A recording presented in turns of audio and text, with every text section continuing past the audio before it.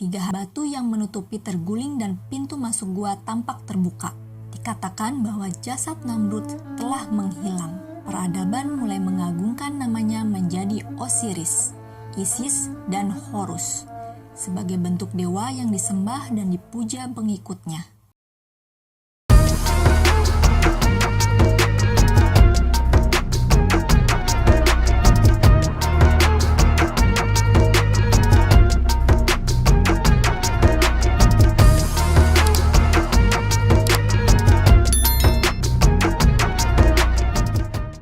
Assalamualaikum warahmatullahi wabarakatuh. Selamat datang di channel YouTube aku, Anggi Najla. Mungkin sebagian dari kalian ada yang sudah mengetahui tentang Raja Namrudz. Raja Namrudz merupakan musuh dari Nabi Ibrahim alaihissalam.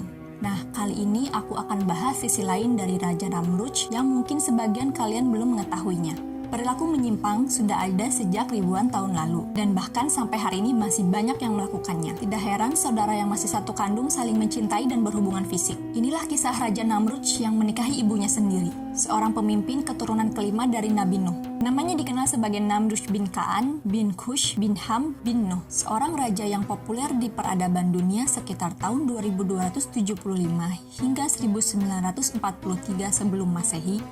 Negara bekas pemerintahannya kini disebut Irak, sebuah peradaban Mesopotamia kuno yang banyak disebutkan dalam kitab suci. Ayah Namrudz adalah Kush, yaitu cucu Nabi Nuh alaihissalam.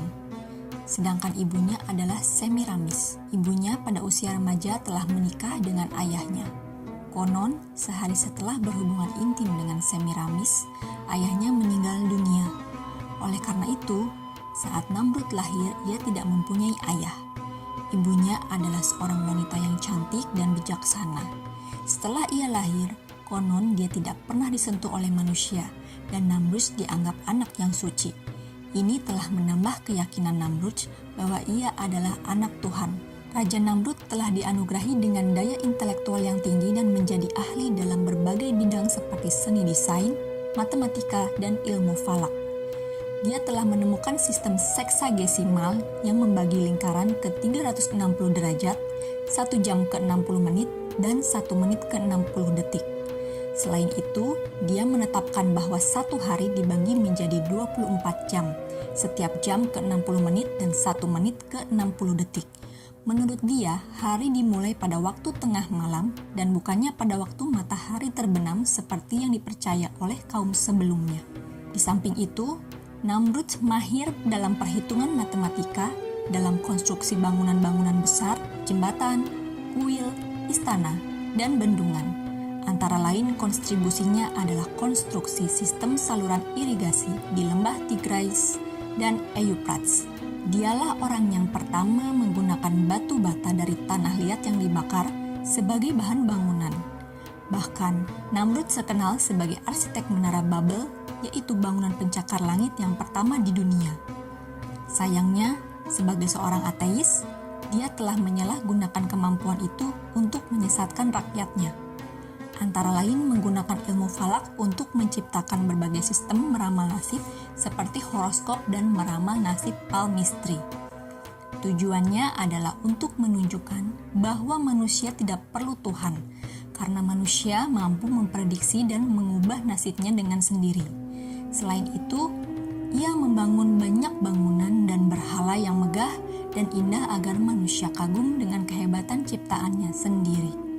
Menara Babel yang berarti pintu gerbang yang sempurna merupakan kuil di mana pendeta-pendeta memuji Namrudz. Tujuannya dibangun adalah untuk menaikkan sebuah bangunan yang mampu mencapai kayangan. Menurut buku sejarah para rasul dan raja pada abad ke-9 oleh ahli sejarah Islam terkenal Al-Tabari, menara tersebut telah dihancurkan oleh Allah. Awalnya para pendahulunya menggunakan satu bahasa, yaitu bahasa Suryani. Tetapi ia memecahnya ke 72 bahasa yang berbeda.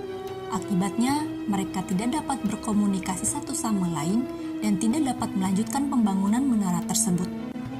Ia juga sangat meminati ilmu sihir dan menggunakannya untuk mempengaruhi pikiran rakyatnya. Konon, dia mempelajari ilmu tersebut dari 2 malaikat, yaitu Harut dan Marut yang pernah disebutkan dalam Al-Quran.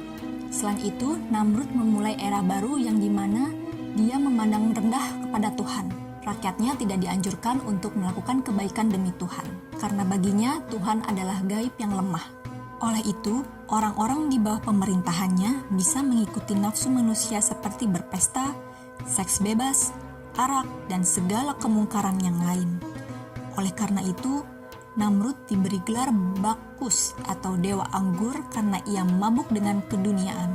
Ia juga mengklaim dirinya Tuhan karena sebagai seorang manusia, dia merasa lebih tahu tentang kelemahan manusia lain dibandingkan Tuhan yang jauh terpisah dari makhluknya sendiri. Kisah Raja Namrud menikahi ibu kandungnya sendiri. Namrud merupakan seseorang yang cerdas, ahli bangunan, dan menguasai matematika. Salah satu karyanya yang sangat terkenal sampai detik ini adalah Menara Babel. Membangun kota Babel, Erek, Akkad, Asyur, dan Niniwe. Sisa peninggalannya bisa ditemukan di Mosul, Baghdad, dan Gunung Namrud yang tidak jauh dari kota Adiyaman. Disebutkan dalam sejarah, Semiramis menikahi Kush, cucu Nabi Nuh. Saat itu, usia gadis itu masih remaja, dan wajahnya sangat cantik dan pintar. Tak lama setelah menikah, Kush wafat dan Namrud lahir tanpa seorang ayah. Tetapi menurut pengakuan Semiramis, dia melahirkan Namrud tanpa ayah dan menganggap dirinya suci tanpa pernah disentuh pria. Sehingga menganggap anaknya, Namrud sebagai anak yang suci yang lahir dari seorang perawan. Setelah Namrud menginjak usia dewasa, Semiramis sering tampak cemburu ketika gadis-gadis mendekati anaknya. Hingga pada suatu ketika, dia menikah dengan anak kandungnya sendiri. Kisah ini kemudian menjadi menarik. Namrud yang dianggap sebagai Tuhan disalibkan dengan domba dan ditempatkan dalam sebuah gua. 3 hari kemudian, batu yang menutupi terguling dan pintu masuk gua tampak terbuka. Dikatakan bahwa jasad Namrud telah menghilang. Peradaban mulai mengagungkan namanya menjadi Osiris, Isis, dan Horus sebagai bentuk dewa yang disembah dan dipuja pengikutnya. Orang-orang Babilonia kemudian mengadakan upacara musim semi untuk memperingati kematian dan kebangkitan. Setelah 3 hari kepergian Namrud, mereka menawarkan roti bertuliskan lambang salib Surya. Semiramis, ibu sekaligus istrinya, menyebarkan ajaran bahwa roh Namrud tetap hidup selamanya. Untuk mengingatkannya, sebuah pohon evergreen atau cemara ditafsirkan sebagai bukti kehidupan baru bagi Namrud. Untuk mengenang hari kelahirannya, Namrud akan hadir di pohon ini dan meninggalkan bingkisan yang digantungkan di ranting-rantingnya. Penganut agama pagan kuno, pohon itu disebut Mistleto. Pohon cemara adalah lambang kesuburan penting untuk upacara. Peradaban kuno percaya bahwa dengan mendekorasi rumah dan kuil dengan tanaman hijau seperti holly, ivy, dan mistleto dapat membantu membawa cahaya matahari yang berkurang di akhir tahun. Mistleto adalah tanaman yang paling sakral oleh pengikut Druid. Tanaman ini sangat dihormati karena tumbuh di pohon oak. Kebiasaan berciuman di bawah mistleto berasal dari gagasan kuno bahwa mistleto adalah alat kelamin kayu oak. Jadi, diyakini bahwa pelukan di bawah buah yang berkilauan pasti menjamin pembuahan pasangannya. Selama berabad-abad, tradisi ini digunakan untuk merayakan pertengahan Saturnalia. Agama Babilonia yang diajarkan Namrud dan Semiramis terdiri dari 3 elemen, yaitu api, ular, dan matahari. Para pengikutnya fokus pada matahari karena merupakan bagian penting. Sebagian besar dari mereka menyembah matahari dengan harapan mendapatkan cahaya yang berujung pada kesejahteraan. Oke, segitu aja teman-teman. Jika kalian punya referensi lain, kalian bisa isi kolom komentar, biar kita semua sama-sama belajar. Mohon maaf jika ada kesalahan kata maupun data, karena kesempurnaan hanya milik Allah semata. Oke, yang belum subscribe dulu ya, agar kalian gak ketinggalan video-video aku selanjutnya. Jangan lupa juga like and share. Terima kasih. Wassalamualaikum warahmatullahi wabarakatuh.